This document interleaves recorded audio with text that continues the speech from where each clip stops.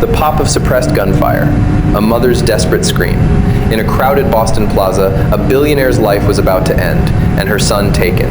But the heavily armed kidnappers didn't account for a mechanic buying ice cream for his little girl. "Get down!" he yelled, and all hell broke loose. The smell of stale coffee and motor oil was the only cologne Jackson Hayes ever wore these days. At 34, the former Navy SEAL had traded the arid expanses of the Middle East for the damp, unforgiving winters of South Boston. He wiped a streak of grease from his forehead with a rag, staring at the engine block of a 2010 Honda Civic as if it had personally offended him. It was honest work, but the paycheck barely covered the rent on his cramped two-bedroom apartment, let alone the stack of medical bills still haunting him from his late wife's battle with leukemia. Jackson's entire universe was now condensed into a 6-year-old girl with striking green eyes and a laugh that could break a hardened man's heart. Harper. She was sitting on a stool in the corner of the garage, kicking her light-up sneakers against the metal legs, deeply engrossed in a coloring book. "Hey, Peanut," Jackson called out, his gruff voice softening entirely. "You ready to ditch this joint and get some ice cream? I promised you the park today." Harper's head snapped up, her pigtails bouncing. "Double chocolate?" "Double chocolate. With the sprinkles. Let me just wash up." While Jackson scrubbed the grease from his calloused hands, acutely aware of the fading scars on his knuckles and forearms, a very different kind of life was unfolding across the city in the penthouse suite of Reed Innovations. Evelyn Reed stood by the floor-to-ceiling windows of her corner office, looking down at the crawling traffic of the financial district. At 32, she was the youngest female CEO in the aerospace engineering sector, commanding a net worth north of $4 billion. She was formidable, ruthless in negotiations, and entirely isolated. Her tailored charcoal suit acted as armor against a boardroom full of older men who constantly plotted her downfall. But today, her armor was suffocating her. "Evelyn, the board is demanding an emergency proxy vote on the military drone contract by Thursday," her assistant Penelope said, reading frantically from a tablet. "And Donovan's legal team just filed another motion for full custody. They're claiming your work schedule creates a negligent environment for Leo." Evelyn closed her eyes, massaging her temples. Donovan, her ex-husband, was a slimy venture capitalist who had only married her for access to her startup capital. Now that she had built an empire, he was trying to tear it away from her, using their 7-year-old son as a weapon. "Tell Donovan's lawyers to get in line," Evelyn said, her voice like cracking ice, "and clear my afternoon, all of it." Penelope blinked. "Ma'am, you have the Forbes interview at..." "Cancel it. Today is Leo's birthday. I promised him the swan boats at the public garden, and I am not going to let a bunch of suits or my parasitic ex-husband take that away from him." Evelyn grabbed her designer trench coat and pushed through the glass doors. Waiting in the hallway were 2 massive men in dark suits, her private security detail from Apex Protection. She hated being shadowed, but after the recent hostile takeover attempts, the threats against her life had escalated from internet trolls to credible physical mail. An hour later, the Boston Public Garden was bathed in the golden, lazy light of a late Tuesday afternoon. The weather was unusually warm for early spring, drawing crowds of tourists, college students, and exhausted parents to the paved walkways and manicured lawns. Jackson sat on a wrought iron bench, a melting vanilla cone in his hand, watching Harper chase a flock of aggressively confident pigeons.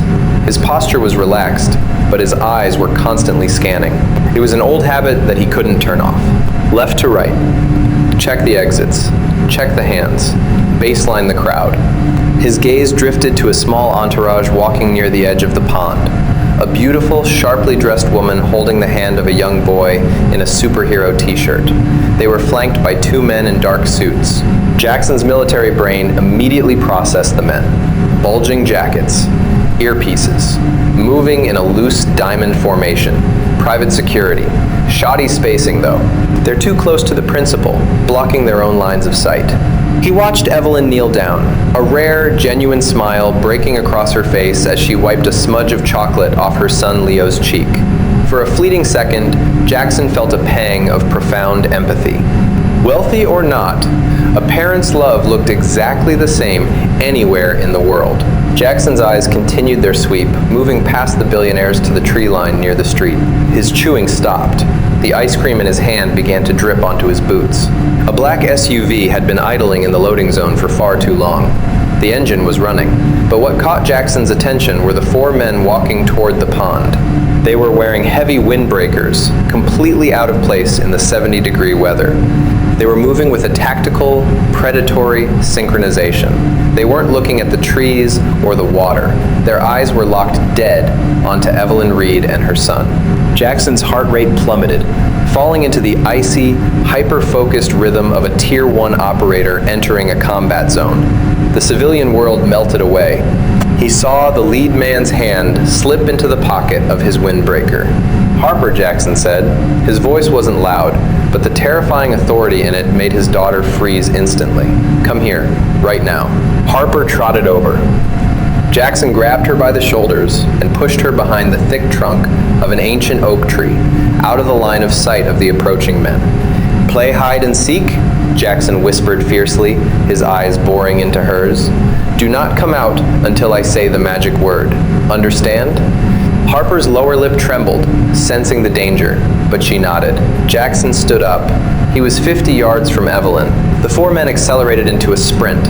The ambush had begun. It happened with terrifying, practiced efficiency, the kind of violence that doesn't belong in a sunny public park. The lead attacker didn't shout. He didn't make a grand demand. He simply drew a suppressed 9mm pistol from his windbreaker and fired twice into the chest of Evelyn's primary bodyguard.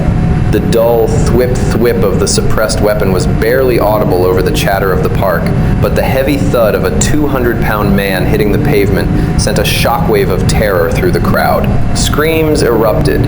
Pigeons scattered into the blue sky. Evelyn's second guard fumbled for his weapon, completely caught off guard. Before he could clear his holster, the second attacker closed the distance, driving the butt of a collapsible baton into the guard's temple. The man crumpled like a rag doll. "Leo!" Evelyn screamed, her maternal instincts overriding her shock. She grabbed her son and turned to run, but the third man was already there. He was massive, built like a freight train. He grabbed Evelyn by the hair, violently yanking her backward. She hit the grass hard, gasping for air as the wind was knocked out of her. "Grab the kid! Go, go, go!" the lead attacker barked, seizing Leo by the arm. The boy was crying hysterically, kicking his little legs. They had taken out her security in under 4 seconds. They were 10 seconds away from tossing her son into the idling SUV and disappearing forever. Evelyn clawed at the dirt, desperately reaching for her boy. "No, please, take me, leave him! Get down!" a voice roared. It wasn't a plea. It was a thunderous, commanding bark that resonated with absolute authority. Evelyn instinctively flattened herself against the earth just as a blur of flannel and denim slammed into the man holding her son. Jackson didn't just tackle the kidnapper, he hit him with the kinetic force of a missile. He drove his shoulder directly into the man's sternum, wrapping his arms around the attacker's waist and driving him straight into the paved concrete path. The sickening crunch of ribs breaking echoed loudly. The man dropped Leo, screaming in agony. "Run to your mom!" Jackson shouted at the boy, already rolling to his feet. The lead attacker turned, raising his suppressed pistol toward Jackson. Jackson's brain processed the threat in microseconds. Distance, 12 feet. Weapon, SIG-P 226. Shooter is square-stanced, amateur grip. Instead of retreating, Jackson charged the gun. The attacker fired. A bullet hissed past Jackson's ear, close enough to singe his hair. Before the man could pull the trigger a second time, Jackson was inside his guard. Jackson's left hand struck out like a viper, parrying the gun barrel outward, away from the crowd. Simultaneously, his right hand formed a rigid palm strike, smashing upward into the attacker's jaw. The man's head snapped back with a wet crack. His eyes rolled up, but his finger convulsed on the trigger, firing a stray round into the dirt. Jackson stripped the weapon from the falling man's grip in one fluid motion, not bothering to check if he was unconscious. He already knew. He spun, bringing the captured pistol up just as the third man, the giant with the baton, lunged at him. Jackson didn't shoot. Firing a weapon with civilians fleeing in the background was a disastrous risk. He sidestepped the heavy swing of the baton, dropped his center of gravity, and drove the heavy steel frame of the Sig Sauer directly into the giant's kneecap. The giant let out an unholy roar and collapsed. Jackson finished the sequence with a brutal, calculated knee to the man's face, shutting him down instantly. Silence, save for the distant wail of sirens and the panicked sobs of fleeing bystanders, crashed back over the park. 3 men down, under 20 seconds. By the street, the driver of the black SUV saw the carnage, panicked, slammed the vehicle into gear, and sped off with tires screeching, abandoning his team. Jackson stood over the fallen men, his chest heaving slightly, his eyes still scanning the perimeter for a secondary threat. His knuckles were bleeding. He instinctively popped the magazine out of the captured pistol, cleared the chamber, and tossed the weapon and the loose rounds into the pond. He didn't want to be holding a gun when Boston PD arrived. He turned around. Evelyn Reed was sitting on the grass, clutching Leo to her chest so tightly her knuckles were white. Her designer coat was torn, her hair a mess of grass and dirt. She was shaking violently, her wide, terrified eyes locked onto the mechanic who had just dismantled a professional hit squad with his bare hands. Jackson walked over slowly, keeping his hands open and visible. He knelt down a few feet away. "Are you hurt?" he asked. His voice was jarringly calm, entirely devoid of the adrenaline that should have been coursing through his veins. Evelyn stared at him. She looked at the 3 bodies groaning or lying perfectly still on the pavement. Then she looked back at Jackson's grease-stained jeans and cheap boots. Who are you?" she managed to whisper. Jackson didn't answer. He heard the approaching sirens growing deafeningly loud. BPD was minutes, maybe seconds away. "Keep pressure on your guard's chest wound," Jackson instructed, pointing to the bleeding security man. "He'll live if the paramedics get here fast. The police will handle the rest." Jackson stood up and turned his back on the billionaire. He walked quickly over to the ancient oak tree. "Abracadabra," Jackson said softly. Harper peeked out from behind the bark, her big green eyes wide with fear.